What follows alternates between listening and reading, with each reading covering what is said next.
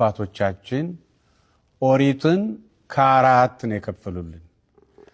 ከኦሪት ላይ ክርስትናችን ስለተመሰረተ ወይም ከብሉይ ኪዳን ላይ ስለተመሰረተ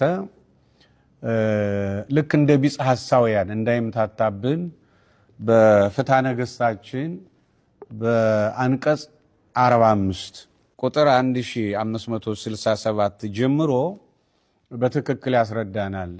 ለምን ኦሪቱን ከአራት ከፍለው አስቀምጠውልናል እንዳይምታታብን ግልጥ እንዲሆንልን እና ምን ይላል? የመጀመሪያውን ሕግ ከመናገሩ አስቀድሞ ይላል። የመጀመሪያው ሕግ ማለት ኦሪት ወይም ብሉይ ኪዳን ማለት ነው። አስቀድሞ እንደ መጀመሪያው ሕግ ኋለኛው ሕግ በመጣ ጊዜ ይላል። እንደ መጀመሪያው ሕግ ማለት እንደ ብሉይ ኪዳን፣ ኋለኛው ሕግ የሚለው ደግሞ ወንጌልን ነው።